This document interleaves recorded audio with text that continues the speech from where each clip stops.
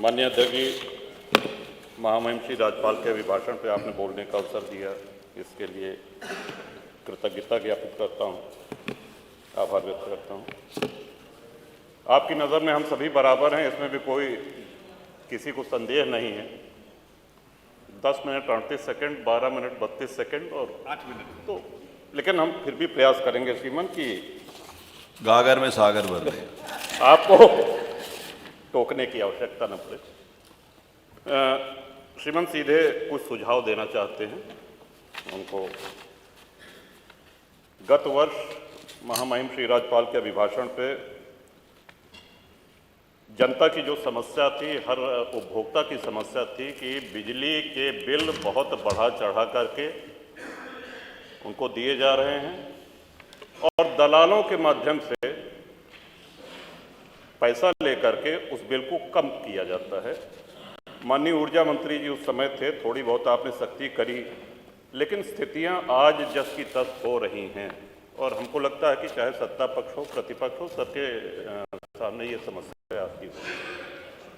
तो इस पे श्रीमान कड़ाई से कोई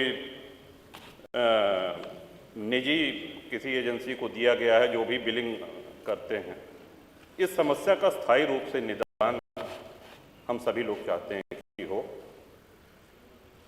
दूसरा श्रीमान सुझाव है कि आयुष्मान कार्ड,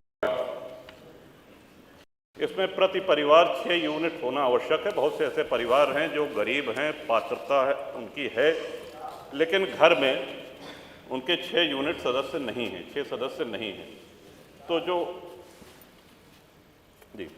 तो छोटे परिवारों को भी इसमें सम्मिलित किया जाए। तीसरा श्रीमान निवेदन है कि विधायक निधि से हम लोग जो असाध्य रोगों के उपचार के लिए उसमें धनराशि देते हैं, उसमें विलंब बहुत होता है। पहले तो जिले में जब वो जाता है तो सारे अधिकारी मिल के साध्य है कि असाध्य है, श्रीमान रोग होता है, बीमारी होती है और 1.5 से 2 महीने से अधिक लग जाता है पैसा पहुंचने में। तब तक प्रायः ये होता है कि मरीज तब तक उपचार की स्थिति में नहीं रहता, वो जा चुका होता है। तो इसकी निवेदन है माननीय मुख्यमंत्री जी से भी कि समय सीमा निर्धारित की जाए। विधायक निधि से हम लोग जो उपचार के लिए करें उसमें 10 दिन, अधिकतम 10 दिन उसकी समय सीमा निर्धारित हो और उसमें साध्य और असाध्य का ये क्राइटेरिया हटा दिया जाए। पैसा सीधे अस्पताल जाता है, सरकारी अस्पताल जो जिनको आपने स्वीकृत कर रखा है वहीं जाता है। तो ये साध्य और असाध्य का श्रीमान ये हट जाए तो इससे बहुत ही सरलता होगी। कई माननीय सदस्यों ने छूटा पशुओं, आवारा पशुओं की चर्चा करी। एक ही सुझाव उसमें हम देना चाहते हैं, ये समस्या कोई नई नहीं है। हम सभी लोग गांव के रहने वाले हैं और बचपन से देखते आ रहे हैं कि खेतों में मचान पे किसान रात भर जानवरों को हकाया करते थे, रात भर आवाज़ होती थी। झाड़ियों से बेड़ लगा करके किसी तरह अपने खेतों की रक्षा होती थी। उससे भी और पहले चले जाएं तो मुंशी प्रेमचंद की एक कहानी है पूस की रात, हम सभी लोगों ने पढ़ी होगी। तो उस समय भी ब्रिटिश काल में भी ये समस्या थी खेतों में आवारा पशुओं के चरने की।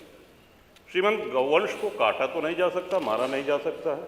हम ही लोग हैं जो अपनी गायों को छोड़ते हैं, जब वो दूध देने लायक नहीं रह जाती हैं, हमारी ही छोड़ी हुई गायें हैं और उसके लिए हमको स्वयं उनको घर पे रखना पड़ेगा। हाँ, एक सुझाव ये अवश्य है कि अगर हम ब्याज मुक्त ऋण अपने खेतों को बाड़ेबंदी करने के लिए किसानों को दें तो इससे बहुत हद तक समस्या का समाधान हो सकता है।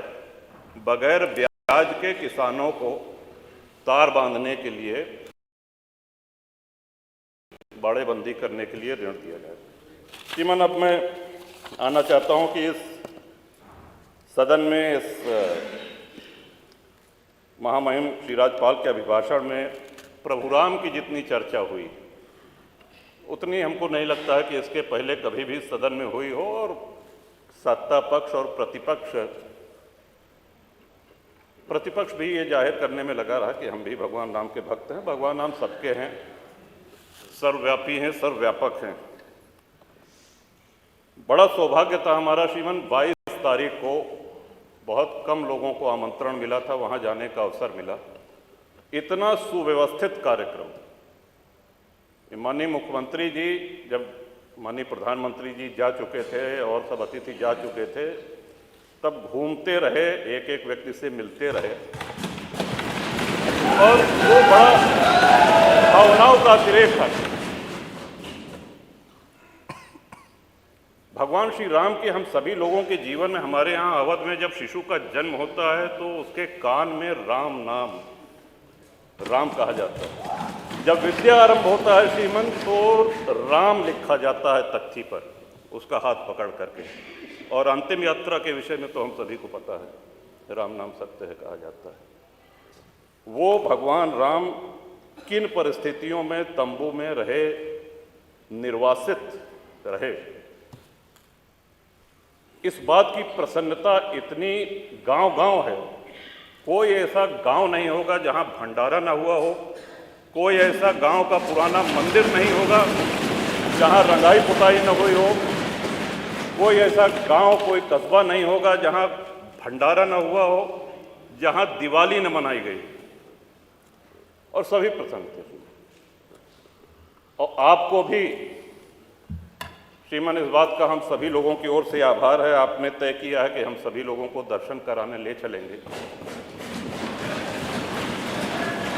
कुछ विधायक अभी चर्चा कर रहे थे कि हम लोग जाएंगे कि नहीं जाएंगे। इस पे चर्चा मेरे विचार से आपके नेतृत्व में, और आप दल से बहुत ऊपर हैं, आपको हम सभी लोगों ने अपना विश्वास व्यक्त किया है, चाहे वो सत्ता पक्ष हो चाहे प्रतिपक्ष है। तो ये यात्रा आपके नेतृत्व में हो रही, तो मेरा सुझाव है कि सभी साथियों को, सभी विधायकों को खुशी खुशी चलना चाहिए।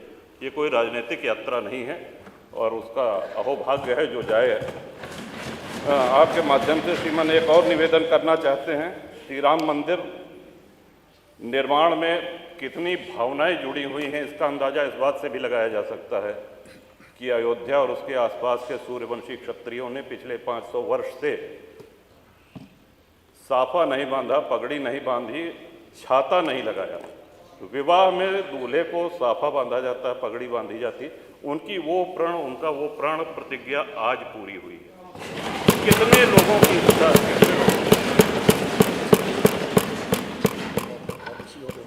आप ही के माध्यम से श्रीमान ये भी अनुरोध करना चाहेंगे, माननीय मुख्यमंत्री जी का भाषण, माननीय प्रधानमंत्री जी का भाषण सुनने का अवसर मिला। वहाँ पे भगवान राम की इस जय यात्रा में जितने सहयोगी थे, जितने उनके भक्त थे, सभी को स्थान दिया गया है। जटायु जी की प्रतिमा है, निषाद राज जी की प्रतिमा है, वहाँ बनेगी निर्माणा की, माता शबरी की प्रतिमा है। लेकिन हमारे जैसे अज्ञानी लोग जो संस्कृत नहीं जानते हैं, अगर प्रभु राम की महिमा से परिचित हुए हैं तो पूरा श्रेय गोस्वामी तुलसीदास जी को जाता है।